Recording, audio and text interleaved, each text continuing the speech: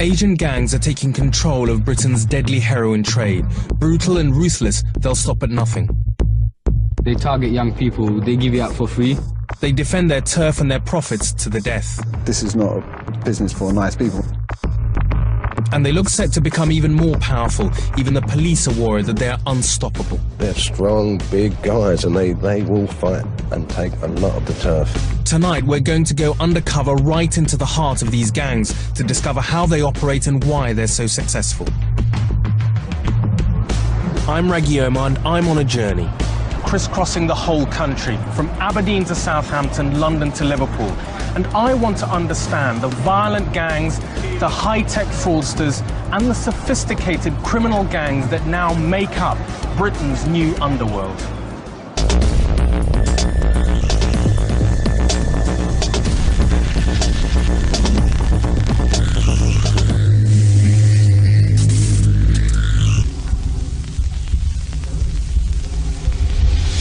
£30 tons of heroin enters Britain every year with a street value of almost £2.5 billion. Until now, most of this has been controlled by Turkish gangs, but their influence is under threat from Asian heroin gangs, Pakistani, Bangladeshi and Indian. We will go undercover to watch these Asian heroin gangs at work. I'll be meeting an ex-dealer who'll reveal some of his trade secrets. I'll speak to the authorities who are fighting to stop the spread of these deadly gangs. And I'll tell the story of one Asian heroin gang that laundered an incredible £250 million of drugs money right here in Britain. It's 5 p.m. on a busy street in London's East End, and a heroin deal is going down. This man has just bought heroin from 2 Asian dealers inside the car. As he walks away, he puts it in his mouth for safety. The dealers in the car are the last stage of a sophisticated criminal network that stretches all the way to the poppy fields of Afghanistan. Asian crime networks are now controlling the street trade in heroin in many towns and cities in Britain, including Bradford, Manchester, Glasgow and Sheffield. But for my story, I'm looking at the gangs that operate here in the London borough of Tower Hamlets.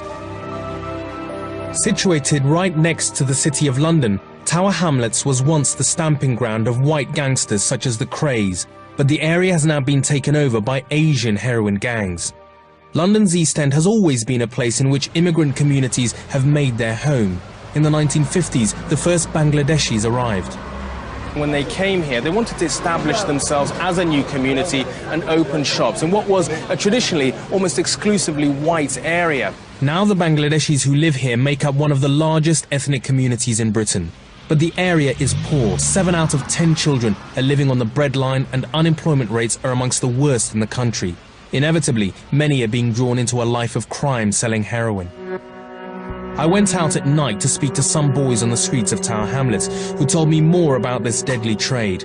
They were as young as 15, and although they weren't dealers themselves, they were fully aware of the heroin deals conducted on their doorsteps. They told me that heroin and the dealers are everywhere. Wherever you go to the dealer? Dealers are really obvious. I can just go up and say, listen, I need this, if I want it. For many kids growing up here, it can be hard to resist the temptation of joining gangs. They get bare cars and stuff, people get influenced by that. What's the youngest? 12, 13. Serious? How much would they earn then?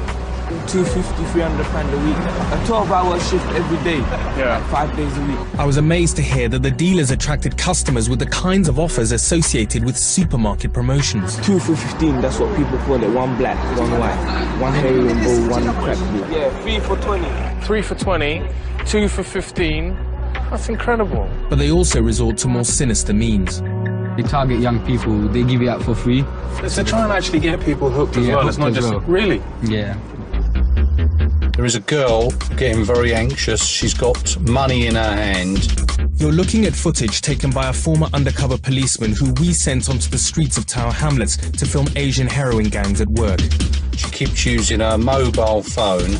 Our cameraman, who used to work as a surveillance officer at Scotland Yard, has spotted a woman who he thinks has all the signs of someone waiting for a heroin fix. She's clutching the money in her hand. You can just see a corner of the notes. Looks like 2 £10 notes. The money in her hand is a giveaway sign. Heroin dealers will never give the drug on credit, just in case their client isn't alive to pay the debt the next day. Looks like she's getting very anxious now. Sure enough, a black car soon draws up. Black Toyota. It's two Asians. Our cameraman thinks this black car contains dealers for a gang who have just pulled up and supplied heroin to the woman. He goes on the chase. He sees them doing at least 10 deals in a 3-hour period. He suspects that they actually do 50 to 60 every day. He's now gone into an office, the one with the striped T-shirt, and obviously just done a delivery in there. There was another deal that just came through very, very quick, and they're off up the street and into the flats there. There's two of them went to 2 different addresses, and he's coming back to the car. He's getting in. The deal's just come down. An Asian fella and a white fella both picked up from the car. Our retired police officer, who's seen many of these deals, remarks on how they work. And they're off very, very quick. They're obviously experts, and this is how every one of the deals has gone down. These street dealers are members of one of up to 20 Asian heroin gangs operating in Tower Hamlets. Later, I'll hear how Asian gangs smuggle the heroin into Britain on a massive scale. But first, I wanted to know more about how the street dealing side of their operations work. So we sent another undercover cameraman to see if he could score heroin from the same gang. I was waiting for some junkies to sort me out. You don't want to trust junkies, mate. He soon meets a man who works for them. He's known in gang terms as a spotter, the person who watches the patch and looks out for trouble and customers. He quickly gets in touch with the dealers. It's coming in 5 minutes, boss. The spotter is an addict himself. Like many of those at the bottom of the heroin supply chain, he works for his gang in return for heroin. Taking it for 9 years, boss. 9 years? 9 years I'm taking it for, boss. I fucking hate it. Oh, nothing here, boss. You got tenner. The dealers arrive, but they won't meet our cameraman yet. They're not stupid and would never meet a potential client straight away in case they were an informer. I don't want to introduce you straight away. No. I'll tell him. It's all about building up a relationship. Our cameraman went back the next 3 days, and it was only on the last day that he finally met them alone. Yeah, can I have one colour? Just in case they're being watched, rather than pulling up at the appointed place, the dealers stop 50 meters up the road, and our cameraman has to run to their car, a tactic designed to dodge any surveillance teams who may be onto them.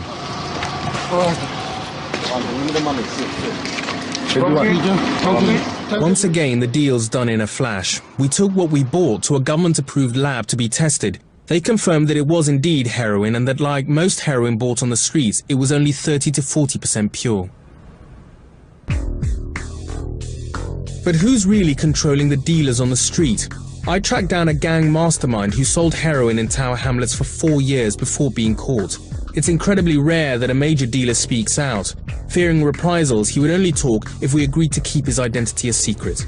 Like many young men who get involved in this world, he started dealing to fund his own heroin habit when he was only 19. I knew a couple of people who were actually selling heroin, and I kind of got involved with them, and I started working for them. 6 months after that, got some money together and started it myself. He soon became a major player. He claimed that he used to control a 5-mile patch, selling a kilogram of heroin a week to 50 customers, making a weekly profit of £9,000. You need to know how to make money. You need to have a business mind anyway.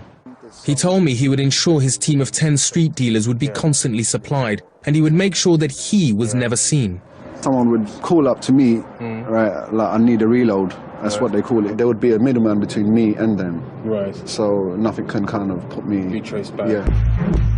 And like all good businessmen, he knows exactly how to find potential clients. He took me to a local job centre where, incredibly, he used to target customers by handing out his phone number to junkies queuing up for their benefit checks. We knew there was a lot of money to be made here from this actual place itself. You see that phone box there? Normally we get a lot of people calling for drugs really from the job centre. They'd get their gyro, go to the post office, cash it. There's phone box straight outside. Ideal really. Believe me, when it gets busy you can't really even sit down and have a break, you know, everything's on the go. As he told me more, I felt I was talking to a company manager rather than a heroin dealer. So organised was his business that the street dealers even had expense accounts. They'd be able to spend around about, say, £20 each. Per shift, anyway, on, say, cigarettes, food, whatnot. They also have another £10–15 to maximum £20 for petrol. Now, as long as I got the receipts and I know the money's not going into the pocket. It's the amazing thing is just sort of one side of it is almost like a sort of an investment bank. Yeah. I mean, there are expense accounts, there are receipts, there are, you know... We try and give people, I mean, you know, a chance to kind of, as well as myself, to make money anyway. Everything's there for you. I want you to do well. But he told me the kind of things that would happen if people got out of line. You'd start inflicting pain on him, i.e. a razor blade, you know, just kind of brushing it against the skin and all that, to punching, to stubbing cigarettes out on him, and, you know, you'd even tie him up sometimes. You'd have to, there's no two ways about it, really. We tried being a nice guy, but this is not a business for nice people anyway.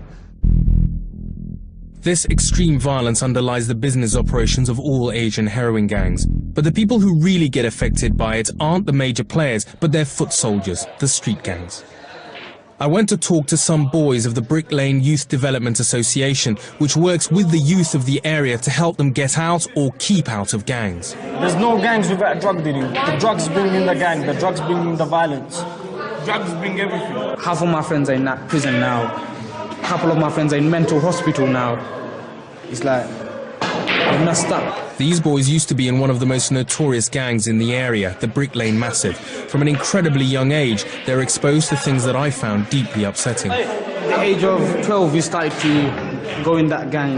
There was about 50 of us. We used to do everything together. 10 who would fight, 10 who would deal, 10 who would do something else. Like, everyone was useful for something bad. In a heroin-ridden area where rival street gangs control different patches, turf wars are common.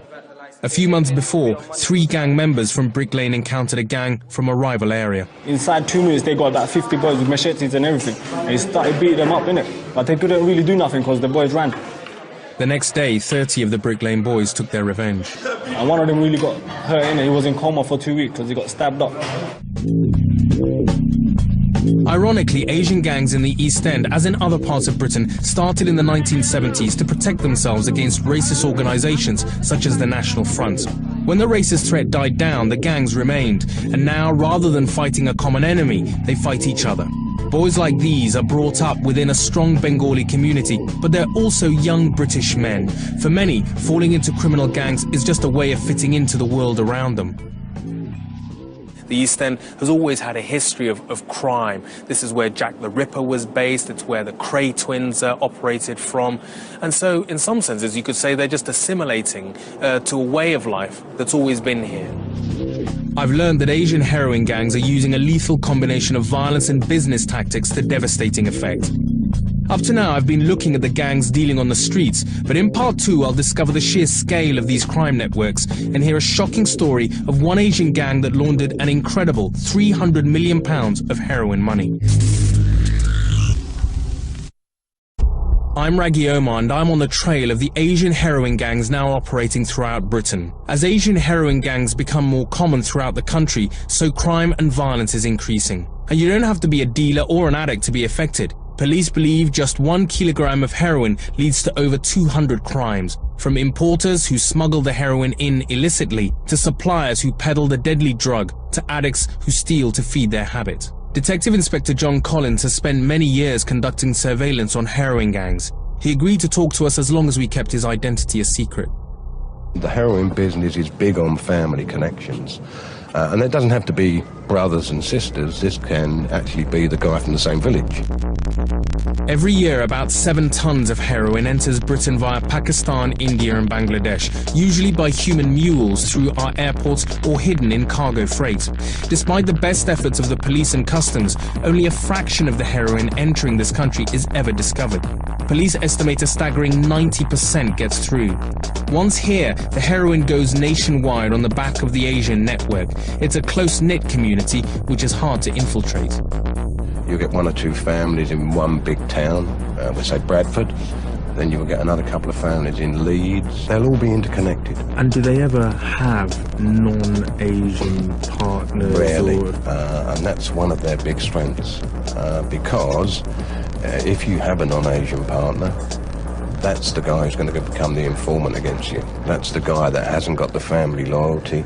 But some gangs have been stopped. In the West Midlands, a gang were convicted of selling heroin worth almost £500,000. In Bradford, a British Pakistani man, Fariman Khan, was jailed for 12 years for supplying heroin and cocaine with a street value of over £1 million. And also in Bradford, another British Pakistani, Khalid Malik, was jailed for 25 years for smuggling heroin with a street value of £7 million. I went back to my reformed dealer, who gave me more details on how the Asian heroin gangs operate. He showed me how he'd buy large amounts from his wholesaler. He took me to a car park in Essex where he used to conduct many of his large-scale drug deals, right under the noses of supermarket shoppers. He'd exchange money with his dealer, but the heroin would always be hidden somewhere else. It would be concealed within a packet of crisps or a cigarette box. From the way it feels, I can tell, yes, you know, I've got the drugs kind of thing. Having picked up the heroin, he'd take it to a safe house to hide. Dealers prefer to use taxis because if they're stopped by the police, it's hard to prove that the heroin belongs to them. I'd rent a room out. I'd tell the occupier, I'd tell him that I'm either doing studies or make some kind of believable excuse. We kind of move around every month or so. Using a heroin substitute, the ex-dealer showed me how he'd make small balls or wraps ready to be sold in the streets at £10 a bag. This is 28 grams, which is an ounce. I bought it for £650, and from that, I'll double my profit kind of thing. I make 200%. By this stage, the heroin is only 30% pure. Dealers further up the chain would have cut it with other potentially lethal substances in order to increase their profits. It's been known to have antidepressants, sleeping tablets, rat poison, adds to the weight. Oh, that's 4. In total, I'd make, say, around about 170, 180. And from that, we're taking 10s and making into little balls. So there'd be actually 10 inside this. And this is what I'd supply to the guys who are selling it for me on the street. So this would be £100 worth. The street dealers keep the balls of heroin in their mouths and always carry a bottle of water with them so they can swallow them if they're stopped by the police. So it's either you vomit it out or, you know, it comes at the other end kind of thing. With tactics like these, the police forces who are trying to fight the dealers have their work cut out. I've been looking at gangs in London, but heroin spreads its evil tentacles throughout the country. Peterborough is just one of Britain's cities that have been targeted by Asian heroin gangs. In Thorpe Wood Police Station, the team are preparing for a raid on a grocery shop owned by an Indian man. Detective Inspector Nayar briefs her team. The intelligence suggests that he's selling heroin from the shop. It's been a steady flow of intelligence since March. The police vehicles gather near the shop. They are aware of 3 Asian heroin gangs operating in Peterborough. They suspect that their target isn't operating alone. He's likely to be part of some form of network. You know, he's buying it from somebody and then distributing it to somebody else. This team conducts, on average, 12 raids on heroin gangs every month. We've got a warrant to search the place. More than welcome. But this one isn't successful. They don't find any heroin. You didn't find anything? No, should I have done? I don't know, you tell me. Police raids at ground level aren't the only tactics that are being used to attack Asian heroin gangs. The battle against them is a global one. Heroin might be traded in small little £10 bags by dealers and their clients in towns right up and down the country. But heroin is also a huge international issue, and one that's being discussed at the most senior levels of governments and crime agencies in Britain. In 2006, a new FBI-style crime-busting agency was set up. The Serious and Organised Crime Agency, or SOCA, is tackling the criminal gangs targeting Britain. I went to talk to the Director General, Bill Hughes. I was amazed to hear how large-scale SOCA's operations against Asian heroin gangs are. He believes that the way to take them out is to attack the labs that manufacture heroin in Afghanistan. Seizing the drug is important because that's important in the trial process, but actually it's not the answer. The answer is to hit the labs to hit their money, where they're going with that, and to take out the main players who are organising it. What he brought home to me was the sheer scale on which these Asian gangs operate. He told me that they're unique in that not only do they deal the drugs at street level, but they're involved in every stage of the process, from smuggling heroin to laundering the profits. You wouldn't recognise them as being different from other business people. They need other people who are in legitimate business, people who can arrange transport, people who will fix them up with false companies. And if you're successful, you've got a lot of cash to deal with. And what are you going to do with a lot of cash? It makes it important then to find ways in which you can launder the money, launder the cash into what appears to be legitimate businesses. This is surveillance footage of an Asian gang handling millions of pounds in a massive operation to launder heroin money. Revenue and customs officers were watching a heroin trafficker when they saw him handing over a holdall of cash to a man in a car. The officers followed the man to a travel agent's in Leeds. Over the next 5 months, they filmed members of the gang delivering large sums of cash from heroin dealers all over the country to the same travel agents. I went to Customs House in central London and spoke to Les Bowman, Deputy Director of Revenue and Customs, who oversaw the surveillance operation. We've got some good pictures later on of them having collected from a man in Liverpool. As you can see, holdalls full of £500,000 at a time, roughly. One of the main couriers kept a notebook. Just as an example, between the 3rd and the 4th, that's how many deliveries or collections he made to Ramsden. 1, 2, 3, 4, 5, 6, 7, 8. And that's just over £1 million. Good God. In 2 days. In total, over the 4 months they had followed the couriers, the officers discovered the travel agents had handled £36 million. And that wasn't all. They found that 2 other travel agents were involved. All together, between the 3 of them, we reckon it was about 330 million that they laundered. 330 million? Yeah. This case astounded me, but I realised that this was only scratching the surface. This is just a snapshot of one end of the chain, isn't it? It is, yeah. I've discovered that Asian heroin gangs are bigger and more powerful than I had ever imagined. They've taken on the criminal ways of British society, and by applying their own particularly Asian approach, have become masters of their trade. The success that Asian gangs have had has drawn on the strengths of the community itself, its business acumen, and the fact that it's a close-knit society with links stretching from east to west, making it very hard to penetrate.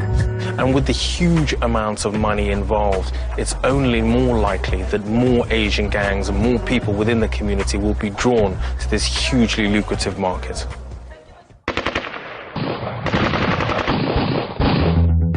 On the next crime invasion, the teenage gangs bringing terror to the streets of Britain. Recall seeing, the outline of a machine gun. Bullets sprayed along these walls. If we had to shoot people, people had to die. People had to die.